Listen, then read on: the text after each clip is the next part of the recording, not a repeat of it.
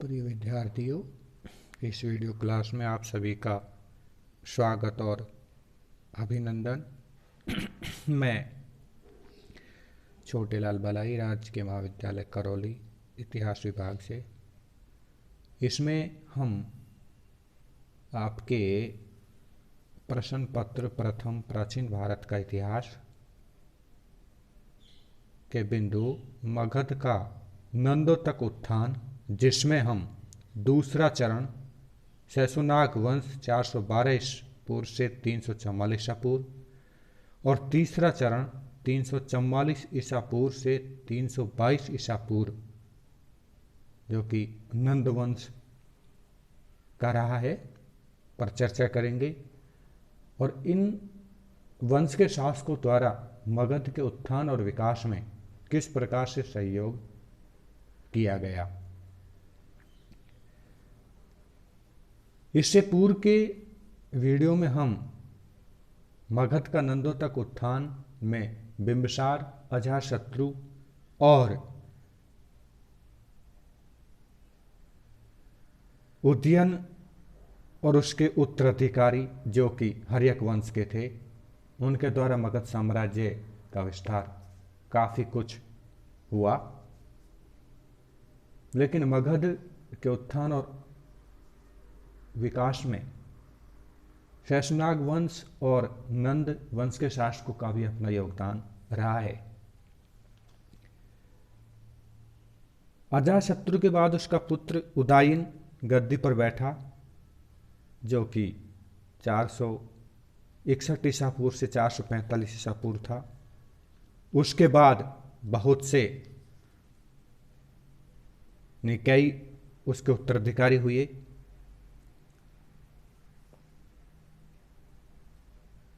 हर्यक वंश के अंतिम राजा नागदाशक को सिंहासन से हटाकर हम देखते हैं कि शिशु नामक एक योग्य अमात्य को राजगद्दी मिल जाती है। और इस प्रकार हम देखते हैं कि हर्यक वंश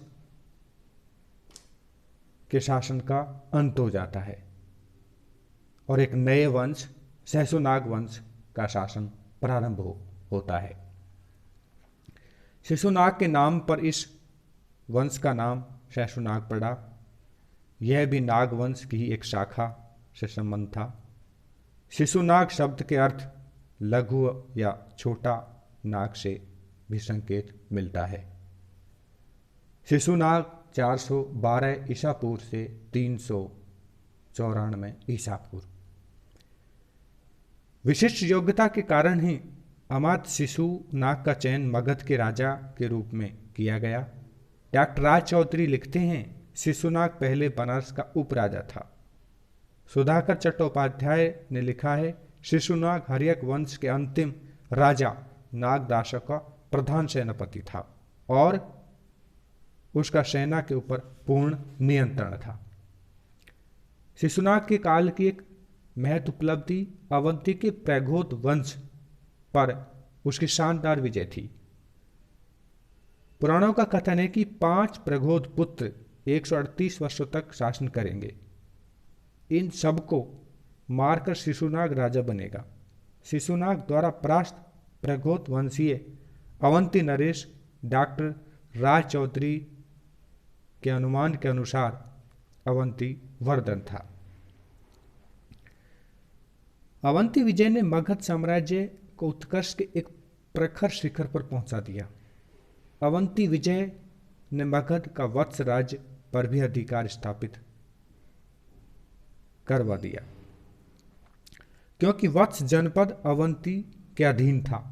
मगध राज उत्तर भारत का एक परम शक्तिशाली राज्य बन गया तथा उसके अधीन बंगाल की सीमा से लेकर मालवा तक का विशाल भूक्षेत्र आ गया। अब उत्तर भारत में मगध का कोई प्रतिस्पर्धी नहीं बचा।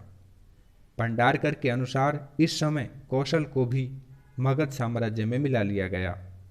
शिशुनाग ने मगध की राजधानी पुनः गिरिव्रज अर्थात राजगृह को बना दी। उसने वैशाली नगर को मगध की दूसरी राजधानी बनाई। बाद में उसका मुख्य राजधानी के रूप में हो गई। शिशुनाग ने 38 वर्षों तक शासन किया। कालाशोक 394 ईसा पूर्व से 366 ईसा पूर्व।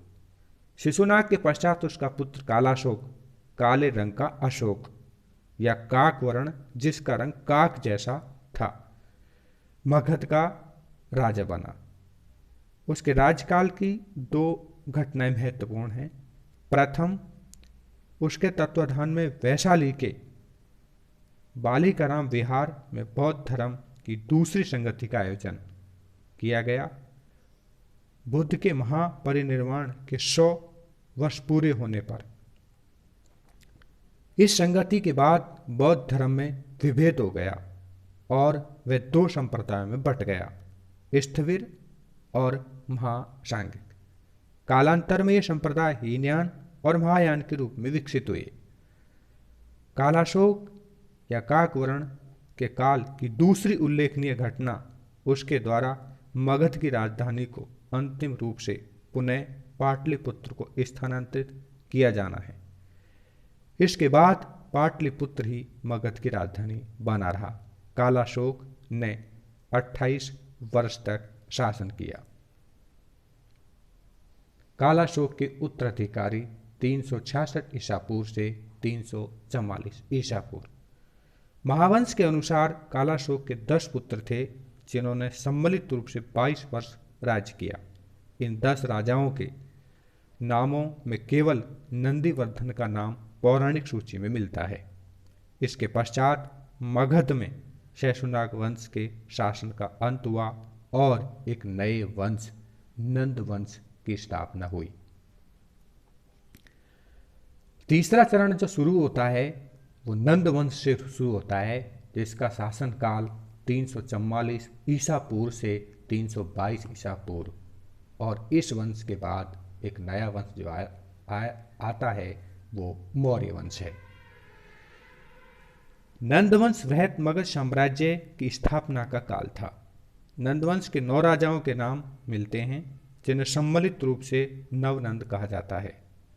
महाबोधि वंश के अनुसार ये 9 नंद राजा इस प्रकार थे: उग्रसेन, पंडुक, पंडुगति, भूतपाल, राष्ट्रपाल, गोविषणक, तरसिद्धक, कैवर्त और धननंद। लेकिन इन सभी नंद शासकों में हमें महापदनंद या उग्रसेन की जानकारी अधिक मिलती है। नंदवंश का संस्थापक महापदनंद उग्रसेन था, जिसने मगध में शिशुनाग वंश का अंत कर नंद वंश के शासन की स्थापना की। पुराणों में उसका नाम महापद या महापदपति, असीम सेना अथवा अपार धन का स्वामी मिलता है। महाबोधि वंश के अनुसार इस राजा का नाम उग्रसेन अर्थात प्रचंड सेना का स्वामी। भारतीय और विदेशी दोनों स्रोतों से नंदों के साधारण एवं अनभिजात उत्पत्ति का संकेत मिलता है। पुराणों का कथन है कि महापदनंद शिशुनाग वंश के अंतिम राजा महानंदिन की शूद्र स्त्री के गर्भ से उत्पन्न हुआ हो। समकालीन ऐतिहासिक साहित्य या अन्य उपलब्ध सामग्री के आधार पर कुछ भी रहा हो, लेकिन हम उनमें उपलब्ध साक्ष्य और सामग्री के आधार पर ये देख सकते हैं, कह सकते हैं कि महापदनंद या उग्रसेन द्वारा मगध साम्राज्य का उत्थान और विकास किया गया। उन्होंने उसके कई क्षेत्रों पर अपना अधिकार कर लिया। उसने कई राज्यों को अपने अधीन किया। विजयों के परिणाम स्वरूप महापदनंद अग्रसेन ने मगध को भारत के एक विशाल साम्राज्य का रूप प्रदान किया। भारत के इतिहास में पहली बार एक ऐसे साम्राज्य की स्थापना हुई जिसमें भारत की गंगा घाटी के संपूर्ण क्षेत्र के साथ गंगा घाटी के बाहर स्थित प्रदेश और दक्षिण भारत का महत्वपूर्ण भूभाग सम्मिलित था। ऐसा उस समय के साक्ष्यों के आधार पर जानकारी मिलती है।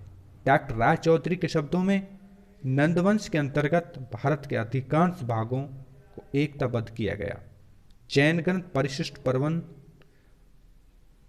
में नंदों के आसमुद्र राज अर्थात समुद्र तट तक समूचे देश पर उनके अधिकार का उल्लेख है।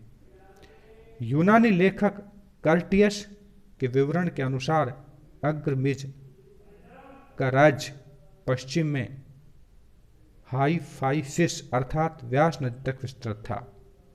अग्रमीज की स्थिति अच्छी साम्राज्यवादी थी। किसी विजय का उल्लेख हमें कुछ साहित्यों में नहीं मिलता, अतः उपरोक्त उल्लेख उसके पिता उग्रसेन महापद नंद द्वारा इस क्षेत्र तक की गई विजय मानी जा सकती है। भारत के विभिन्न प्रदेशों पर महापद नंद का अधिकार पुराणों के अतिरिक्त अन्य स्वतंत्र साक्ष्यों से भी सिद्ध होता है, जिनकी जानकारी हमें वहां मिलती है। कौशल पर उसके आधिपत्य की जानकारी कथा सरित सागर से मिलती है। खारवेल का हाथी गुफा विलेख उसकी कलिंग विजय को प्रमाणित करता है। गोदावरी की घाटी में स्थित अश्मकों के राज्य पर नंदों के प्रभुत्व का आंशिक पुष्टिकरण गोदावरी तट पर स्थित नौनंद धेरा नगर के अस्तित्व से होता है। कर्नाटक से प्राप्त कुछ पर्वतकालीन शिलालेखों में ये उल्लेख है कि कुंतल प्रदेश भी कभी नंद वंश का राज्य था। कुंतल प्रदेश में दक्षिण महाराष्ट्र, उत्तरी कर्नाटक का भाग आता है। डॉक्टर राय चौधरी के अनुसार नंद राजाओं ने दक्षिण भारत का काफी भाग अपने अधिकार में कर लिया होगा। महापद नंद के उत्तराधिकारी, जिसमें हम धननंद या अग्रमीज को कह सकते हैं। पुराणों और बौद्ध ग्रंथों से जानकारी मिलती है कि महापद नंद के बाद उसके 8 पुत्रों को उत्तराधिकार मिला, जो बारी बारी से मगध के सिंहासन पर बैठे। पुराणों के अनुसार इन लोगों का शासन काल लगभग 12 वर्ष का रहा होगा। महाबोधि वंश के अनुसार नंद वंश के अंतिम राजा का नाम धननंद था, जो सिकंदर का समकालीन था। इसे ही संभवतः यूनानी लेखकों ने अग्रमीज कहा है। यूनानी लेखकों के अनुसार उसके पास विशाल सेना, अतुल संपत्ति थी। भारतीय ग्रंथों से ज्ञात होता है कि यह संपत्ति उसने प्रजा पर भारी कर लगाकर अर्जित की, जिसके कारण जनता उससे घृणा करती थी। चंद्रगुप्त मौर्य और चाणक्य ने इस जन असंतोष का लाभ उठाते हुए धननंद की हत्या कर दी। इसके साथ ही मगध पर नंद वंश का शासन समाप्त हो गया और एक नए वंश मौर्य वंश की स्थापना हो जाती है।